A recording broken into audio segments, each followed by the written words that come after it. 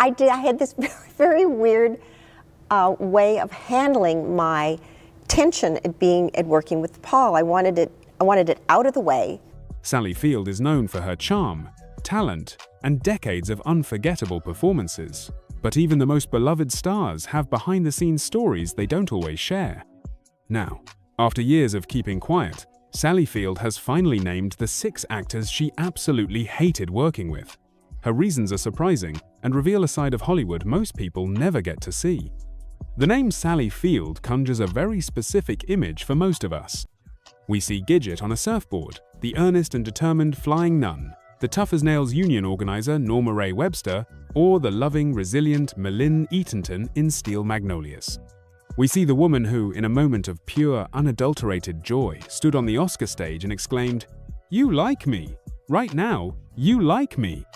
She is, in the public consciousness, America's sweetheart, an avatar of pluck, decency, and undeniable talent. Her career is a masterclass in evolution, a journey from sitcom fluff to 2 Academy Awards for Best Actress, proving time and again that she was a force to be reckoned with, an artist of profound depth and sensitivity.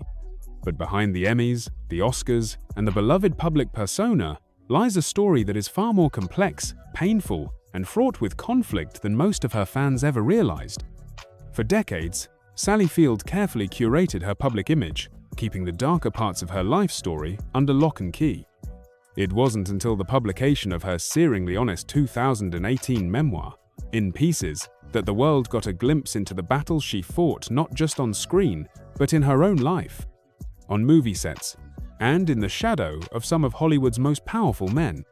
So, when we talk about the actors Sally Field hated, we are not engaging in simple celebrity gossip. We are not just listing names from a burn book.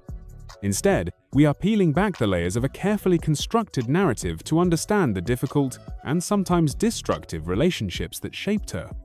The word hate itself is perhaps too simple. What we find instead is a spectrum of experience, from professional friction and on-set tension to a love so toxic and consuming it nearly destroyed her. These relationships are not just about clashing egos, they are about power dynamics, the suffocating grip of misogyny in Hollywood, and Field's own lifelong struggle to find her voice and claim her own space. To understand these 6 pivotal figures is to understand the true cost of her survival and her success. It's a story of finding strength, not in the absence of conflict, but in the crucible of it.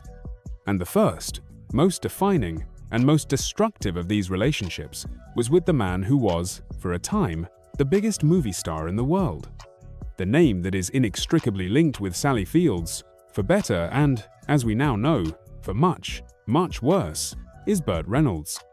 On the surface, they were the golden couple of the late 1970s and early 1980s.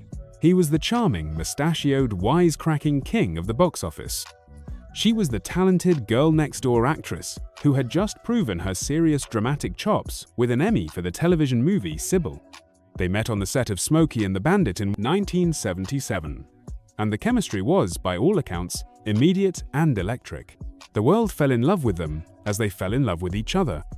They made 4 movies together: Smokey and the Bandit, The End, Hooper, and Smokey and the Bandit Hund. Their on-screen banter seemed to be a perfect reflection of their off-screen romance. For 5 years, they were Hollywood royalty, but behind the closed doors of their shared homes and hidden from the glare of the paparazzi flashes, a very different story was unfolding. Field's memoir, In Pieces, dedicates a significant and heartbreaking portion of its pages to their relationship. She doesn't use the word hate. The feelings she describes are far more complicated and insidious than that. She writes of a deep, profound love, but a love that was entangled with control, possessiveness, and a suffocating sense of ownership. Field describes Reynolds as a man deeply insecure beneath his swaggering macho persona. This insecurity manifested in a need to control her. He would criticize her appearance, her weight, her career choices. When she was nominated for an Academy Award for Norma Ray, a role she had fought tooth and nail to get, Reynolds was not purely supportive. Field recounts how he seemed to sulk, almost resentful of the attention she was receiving for a project that didn't involve him. He didn't want to accompany her to the Cannes Film Festival where the film was being honored. On the night of the Oscars in 1980, When she won the highest honor in her profession, she remembers the evening not with unalloyed joy, but with the anxiety of managing Bert's mood. He was, in her words, not happy for her success. It was a success that was hers alone, and in his world, she was not supposed to be alone. She was supposed to be an extension of him. She writes that he was her first big, complicated love, but it was a love that demanded she remain small.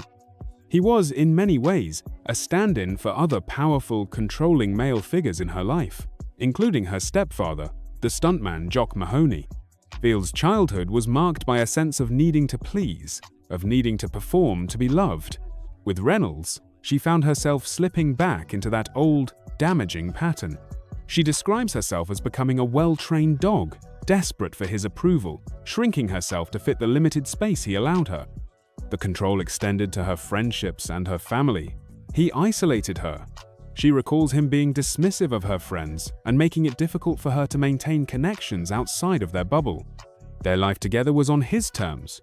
Furthermore, she alleges that his behavior was fueled by a heavy use of prescription drugs, which led to erratic moods and paranoia. She lived on eggshells, constantly trying to navigate his emotional minefield. The tragedy of their story is that Field, by her own admission, loved him deeply. She saw a vulnerable, wounded side to him that the world didn't. She writes, "I was somehow hooked, trying to take care of a deeply wounded man who was in some strange way a replay of my stepfather. It was a classic trauma bond. She was trying to fix him, to heal him, and in the process, she was losing herself. The end of their relationship was a painful, protracted process of extraction. It was an act of self-preservation. She had to leave to survive, to become the person and the artist she was meant to be." For years after their breakup, Reynolds would publicly refer to Field as the love of his life, the one who got away. It was a narrative he controlled, painting a romantic, nostalgic picture of their time together. Field remained largely silent. It was only with her memoir, published shortly after Reynolds' death in 2018, that she finally reclaimed the narrative.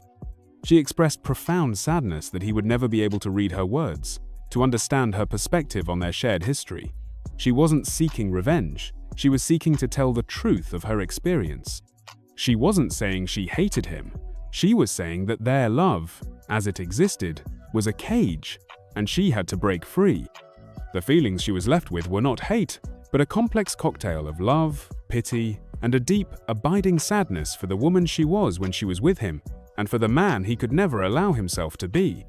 It was, without question, the most damaging and defining relationship of her life.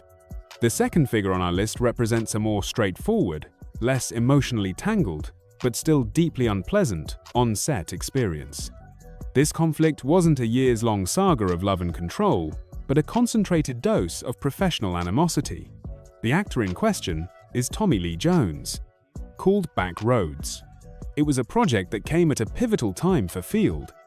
She had just won her Oscar for Norma Ray and was trying to navigate her newfound status as a serious dramatic actress, while still being in the throes of her tumultuous relationship with Bert Reynolds. The film paired her with Tommy Lee Jones, an actor known for his intensity, his intelligence, and what many in the industry would come to describe as a gruff, difficult demeanor. For decades, what happened on the set of Back Roads was little more than industry rumor. But in 2016, during an appearance on Andy Cohen's late-night show, Watch What Happens Live, Field was asked to name the one actor who was her least favorite on-screen kiss. Without much hesitation, she named Tommy Lee Jones. But her explanation went far beyond a simple bad kiss. She was candid about his behavior toward her throughout the production. She told Cohen, "He was not a nice man to me." She elaborated, saying that he was just a pain in the pooper. The audience laughed, but the sentiment was clear. She described an on-set experience where Jones was openly hostile and dismissive of her. She recounted one specific incident that captured the dynamic perfectly. She said, "I remember one time, I was in the makeup trailer, and he came in and he said something to the makeup artist like, 'Don't you think she has a face like a basset hound?' This wasn't creative tension or a clash of acting methods. This was, from her telling, simple meanness. It was unprofessional and unkind." For an actress already grappling with deep-seated insecurities about her looks and her worth insecurities that were being actively stoked by her then-partner, Bert Reynolds' such a comment would have been particularly cutting. Here she was, an Oscar-winning actress, and her co-star was allegedly insulting her appearance to the crew. It's important to consider the context. Tommy Lee Jones has a well-known reputation for being cantankerous. He is famously impatient with journalists and can be blunt to the point of rudeness. Many directors and co-stars have called him a genius, but few have described him as warm and fuzzy. What Field described was not out of character with the public persona Jones would cultivate over the next several decades. Unlike her relationship with Reynolds, there was no love here to complicate the feeling. It was a purely professional encounter that turned sour. Field didn't delve into a deep psychological analysis of why Jones behaved this way. She simply stated the facts of her experience. He was not nice to her, he insulted her, and working with him was an unpleasant ordeal. The hate here, if we can call it that, is the kind born of disrespect. It's the frustration of having to show up to work every day and create a fictional reality with someone who, in the real world, is making your life miserable. Back Roads was not a major hit, and it has largely faded from the public memory. But for Sally Field, it left a clear memory of a co-star who, for whatever reason, decided to be her antagonist. It was a stark reminder that even with an Oscar on your mantle, you are not immune to the casual cruelty that can exist on a Hollywood set.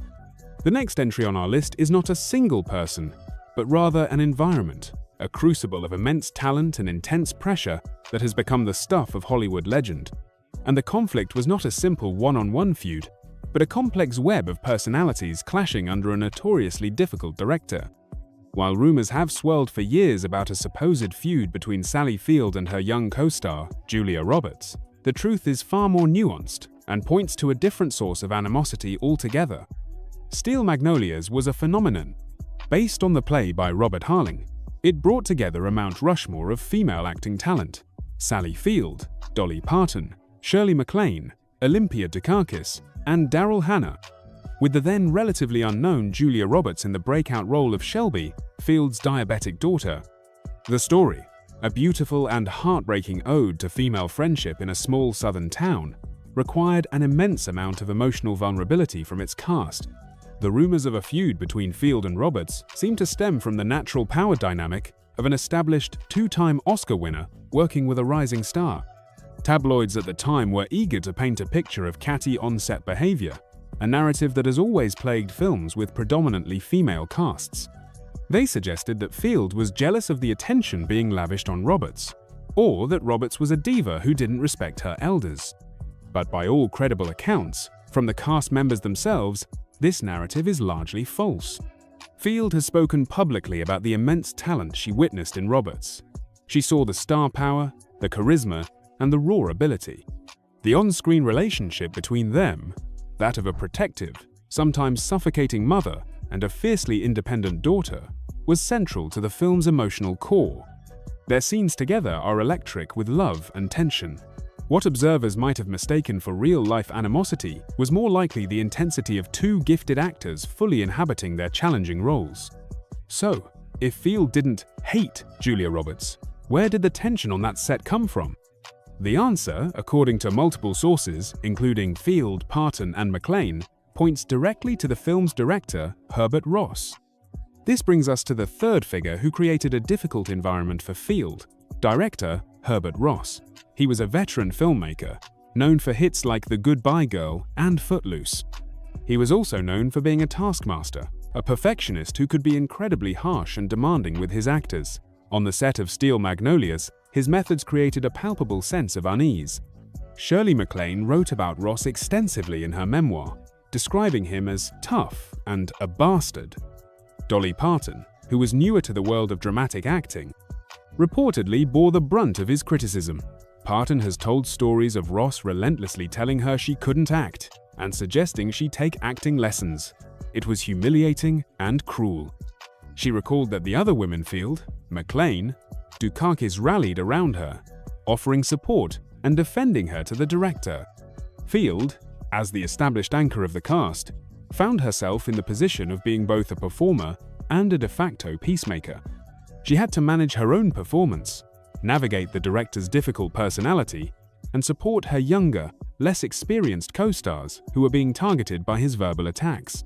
She has described the experience as being in the trenches with her fellow actresses. The bond that we see on screen, that fierce loyalty and protective love, was forged in the fire of a shared difficult experience. They weren't fighting with each other, they were surviving their director together. Herbert Ross's target was not limited to Dolly Parton. He was also reportedly very hard on Julia Roberts. The famous scene where Shelby has a diabetic seizure was incredibly taxing for Roberts to perform. Ross allegedly pushed her to do take after take, relentlessly critiquing her and demanding more, to the point where her fellow actresses felt he was being sadistic. They stepped in to protect her from his tirades. So, the hate on the set of Steel Magnolias was not between the Magnolias themselves. It was directed upward, at the man in the director's chair who used intimidation and verbal abuse as his primary motivational tools. For Sally Field, who had spent her career fighting to be taken seriously and who had just escaped a relationship built on control and criticism, working under a director like Ross would have been incredibly challenging. It was yet another powerful man telling talented women that they weren't good enough. Her role on that set was not one of an antagonist, but of a protector and a professional. She did her job, and she did it brilliantly, while also buffering her co-stars from the worst of the director's behavior. The experience didn't create a feud with Julia Roberts. It created a lifelong bond with the women who went through the fire with her. The difficulty of the shoot cemented the very theme of the movie itself, that women find their strength in each other, especially when faced with the hardships inflicted upon them by the world, or in this case, by a tyrannical director. Herbert Ross may have gotten the performances he wanted, but he did so at a significant human cost, creating an environment of stress and animosity that the cast had to overcome together. Expanding on this point, Herbert Ross represents a specific archetype that Sally Field encountered in her career, the male authority figure who wields his power with casual cruelty. This makes him our fourth significant figure. His behavior was not unique to the Steel Magnolias set. He had a reputation that preceded him. He had directed Field years earlier in 1977 ballet drama The Turning Point, which co-starred Shirley MacLaine and Anne Bancroft. That film, too, was known for its on-set tensions, with stories of clashes between the two legendary lead actresses, often fanned by the high-pressure environment Ross created. Ross came from the world of choreography, a discipline that demands absolute precision and control. He brought that same dictatorial style to his film directing. For him, actors were often seen as pieces to be moved around, not as creative collaborators. This approach was bound to clash with a performer like Sally Field. By the time she made Steel Magnolias, she was not the compliant young girl from The Flying Nun. She was a two-time Academy Award winner, a producer, and a woman who had fought for creative control over her own career. She had earned her place at the table and was not inclined to be treated like a pawn. Her conflict with Ross, therefore, was not just about his meanness to others. It was a fundamental clash of professional philosophies. Field's acting style, deeply rooted in finding the emotional truth of a character, required a certain amount of freedom and trust. Ross's style, which favored dictatorial instruction, was the antithesis of this. To work with him, she had to insulate herself, to create a protective bubble where she could do her work despite the chaos he was creating around her. This situation highlights a recurring theme in Field's professional life, navigating male ego and power. From the controlling love of Bert Reynolds to the dismissive insults of Tommy Lee Jones to the tyrannical direction of Herbert Ross, Field was constantly forced to find ways to do her work in environments that were often hostile to her as a woman and as an artist. Her hate for Ross, if we can call it that, would have been the deep frustration of an accomplished professional being subjected to unprofessional behavior. It's the anger of seeing your colleagues belittled and of having to expend precious creative energy on managing a toxic environment instead of focusing solely on the art. The dynamic on the Steel Magnolias set serves as a perfect microcosm of the challenges women faced in the Hollywood of that era. The industry was happy to profit from a story about female solidarity, but it placed a man known for his abrasive treatment of actresses in charge of telling it. The irony is potent. The resilience and grace displayed by Field and her co-stars were not just part of their on-screen performance, it was a necessary survival skill for the production itself. Field's ability to not only endure but to thrive in such an environment and to deliver one of her most iconic performances is a testament to her immense fortitude. She didn't let Ross's toxicity poison her work or her relationships with her fellow actresses. She rose above it, a quiet act of defiance that is perhaps the most powerful response to such behavior. Our fifth figure is perhaps the most intellectually and artistically intimidating person Sally Field ever encountered. This relationship wasn't forged on a movie set, but in a small, revered, and terrifying classroom. The man was Lee Strasburg, the legendary artistic director of the Actors Studio and the foremost American proponent of the method. The hate here is of a different, more complicated variety. It's the kind of hate one can sometimes feel for a mentor who breaks you down in order to build you back up, a figure whose approval you crave so desperately that their criticism feels like a physical blow. To understand Field's relationship with Strasburg, you have to understand where she was in her career in the mid-1970s. She had successfully shed the squeaky clean image of Gidget and the Flying Nun, but she was still not seen as a serious actress by the Hollywood establishment. She was respected for her work ethic, but she wasn't in the same category as Jane Fonda, Faye Dunaway, or Ellen Burstyn actresses who were seen as true artists. Field was hungry for that respect. She was desperate to prove that she had the dramatic depth she knew was inside her. The gateway to that kind of legitimacy, in her mind, and in the minds of many, was the Actors Studio. The Actors Studio was, and is, a legendary workshop for actors. It was where Marlon Brando, James Dean, Paul Newman, and Al Pacino had honed their craft. At its head was Lee Strasburg, a guru-like figure who taught a version of method, acting that required actors to delve deep into their own emotional memories to fuel their performances. His process was notoriously grueling, psychological, and often brutal. Field fought to get into the studio. When she finally did, she found herself in an environment that was both exhilarating and terrifying.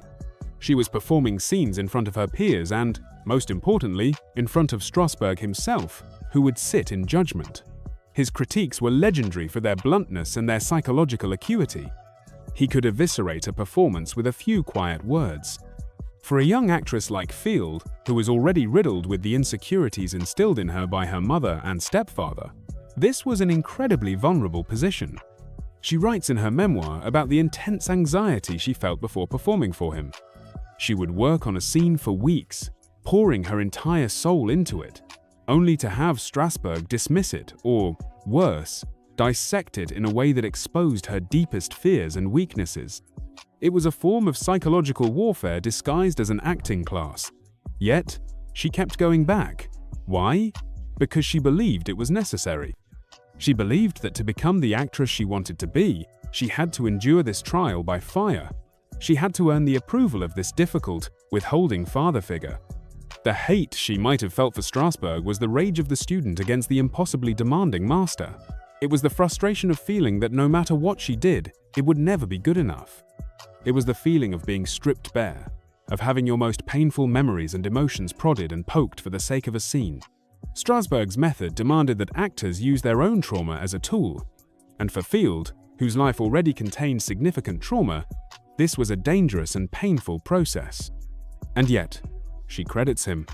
She acknowledges that he pushed her to places she would never have gone on her own. He forced her to confront the raw, messy, and complicated parts of herself and to channel them into her work. It's no coincidence that her breakthrough dramatic role in Sybil, where she played a woman with multiple personality disorder, came after her time at the Actors Studio. To play that part, she had to access a vast range of conflicting emotions, something her work with Strasburg had prepared her for. Her first Oscar for Norma Ray followed shortly after. Her relationship with Strasburg was a crucible. It was painful, difficult, and at times, she surely must have despised the power he held over her. But it was also transformative. He gave her a new set of tools, a new language for her art. He legitimized her in a way that no one else could. She didn't hate the man, necessarily, but she likely hated the process she had to endure to win his respect.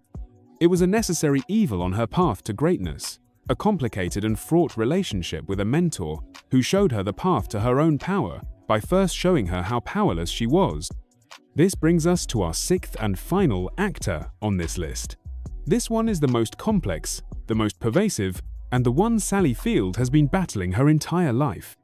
This antagonist is not a single person. It is an abstract force, a combination of two things: the Hollywood system itself and her own internalized sense of worthlessness.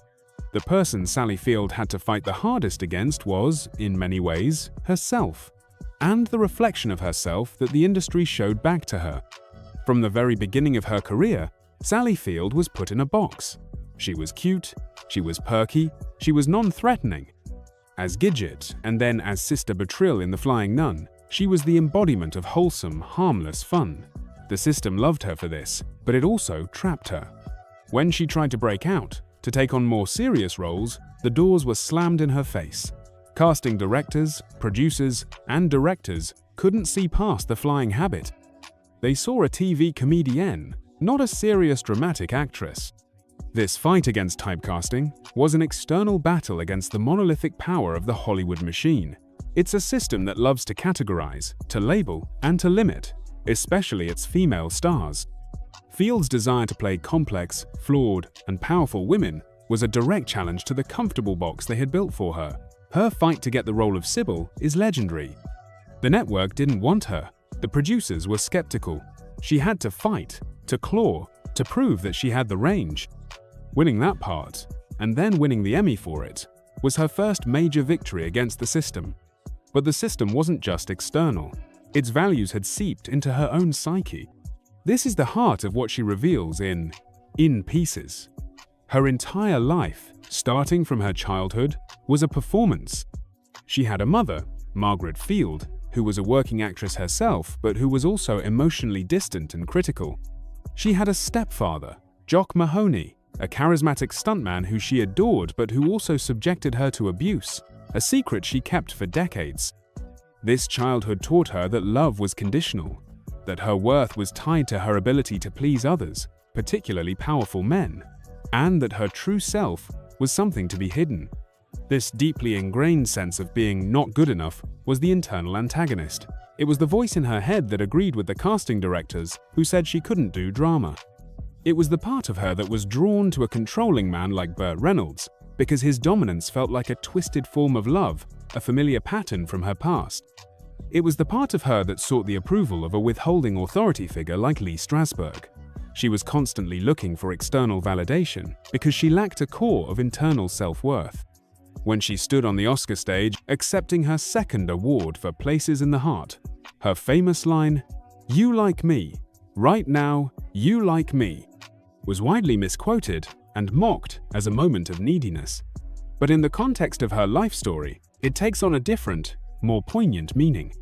It was the cry of a woman who had spent her entire life trying to earn love and respect from her parents, from her partners, from her mentors, and from an industry that had consistently underestimated her.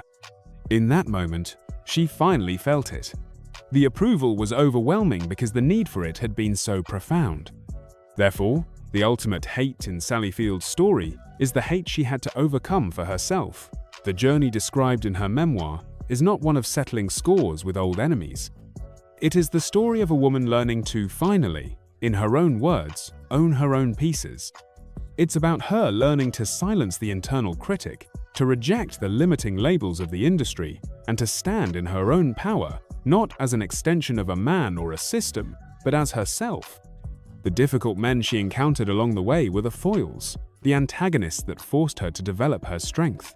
Bert Reynolds' control forced her to learn to be independent. Tommy Lee Jones's disrespect forced her to stand up for her professional dignity. Herbert Ross's tyranny forced her to become a leader and a protector. Lee Strasberg's psychological warfare forced her to weaponize her own pain into art. Each conflict was a lesson. Each difficult relationship was a stepping stone on her journey to self-acceptance. So, the clickbait title of 6 Actors Sally Field Hated Most is a misnomer. It's not a story about hate, it's a story about fighting. She fought the system that tried to define her, the men who tried to control her, and the inner demons that told her she was unworthy. The real story is not who she hated, but what she overcame. And in that, Sally Field's life is more inspiring and more dramatic than any role she has ever played. It's the story of a woman who was handed a script that cast her as a lightweight, a sidekick, a victim, and who had the courage, the talent, and the sheer, bloody-minded tenacity to rewrite it from the inside out. Sally Field's confessions pull back the curtain on the real dynamics of life in Hollywood. Her honesty shows that not every co-star connection is friendly, and sometimes, even the most respected actors face challenges behind the scenes. In the end, her stories remind us that in show business, the drama doesn't always stay on the screen.